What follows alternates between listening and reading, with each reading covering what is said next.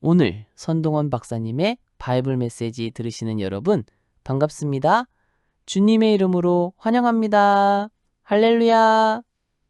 미국 힐링 커뮤니티 교회에서 많은 분들이 은혜를 받으시어 삶의 지혜를 얻고 새로운 삶을 살게 되었던 선동원 박사님의 바이블 메시지 내용입니다. 우리는 매일 수많은 소리에 둘러싸여 살아갑니다.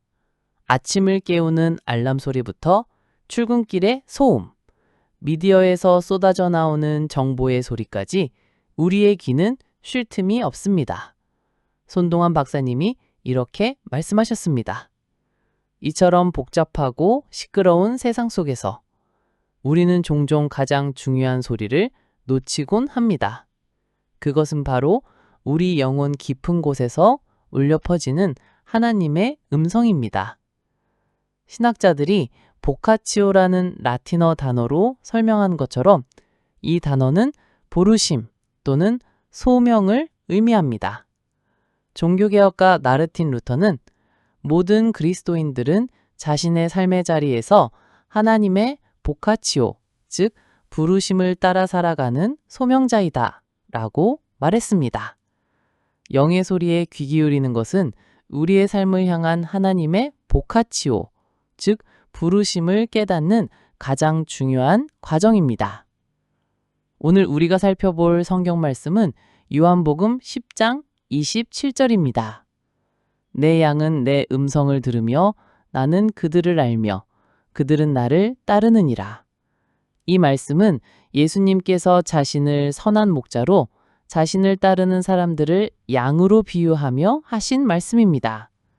당시 팔레스타인 지역에서 목자들은 자신의 양들을 특별한 음성으로 부르고 양들은 그 목자의 음성을 분별하여 따랐습니다. 음성이라고 번역된 헬라어는 포네, 즉 포네입니다. 포네는 소리, 목소리를 의미합니다. 히브리어 콜, 라틴어 복스, 영어 보이스와 관련이 있습니다. 성경에서 포네는 단순히 물리적인 소리를 넘어 하나님의 권위와 뜻을 담고 있는 음성을 뜻합니다. 손동환 박사님이 이렇게 말씀하셨습니다. 영의 소리인 포네는 세상의 어떤 음성과도 다른 영적인 울림을 가지고 있습니다. 우리는 이 포네를 통해 하나님의 뜻을 분별하고 우리의 삶을 올바른 방향으로 이끌어갈 수 있는 귀한 교훈을 얻습니다.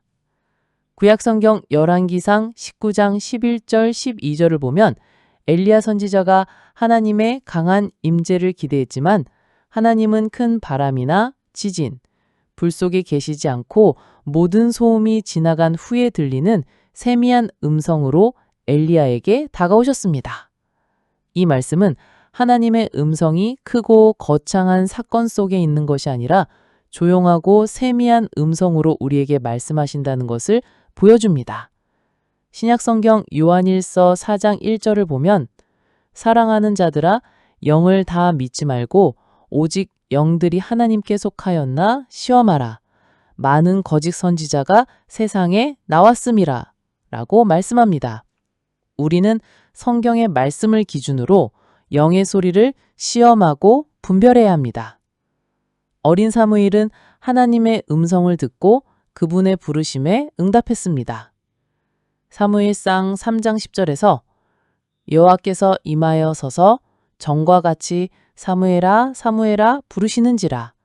사무엘이 이르되 말씀하옵소서 주의 종이 듣겠나이다 하니 라고 말씀합니다. 사무엘은 영의 소리에 귀 기울이는 삶을 통해 이스라엘의 위대한 선지자이자 지도자가 되었습니다. 사도 바울 역시 다메섹에서 영의 소리를 들었습니다. 사도행전 9장 4절에서 사울아 사울아 네가 어찌하여 나를 박해하느냐는 음성을 듣고 회심했습니다. 그는 평생을 성령의 인도하심에 순종하며 복음 전파에 헌신했습니다. 그렇다면 우리는 어떻게 영의 소리에 귀를 기울일 수 있을까요? 손동환 박사님이 말씀하신 3가지 실천 원칙이 있습니다. 첫째, 말씀과 기도로 영의 소리를 듣는 훈련을 하십시오. 히브리서 4장 12절은 하나님의 말씀은 살아있고 활력이 있어 좌우의 날선 어떤 검보다도 예리하여 혼과 영과 및 관절과 골수를 찔러 쪼개기까지 하며 또 마음의 생각과 뜻을 판단하나니 라고 말씀합니다. 하나님의 말씀이 영의 소리를 분별하는 가장 중요한 기준입니다. 둘째, 세상의 소음에서 벗어나 고요한 시간을 만드십시오. 마태복음 6장 6절에서 너는 기도할 때에 내 골방에 들어가 문을 닫고 은밀한 중에 계신 내 아버지께 기도하라 하십니다.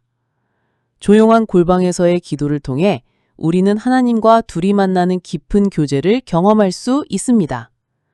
셋째, 영의 소리에 순종하는 삶을 살아가십시오.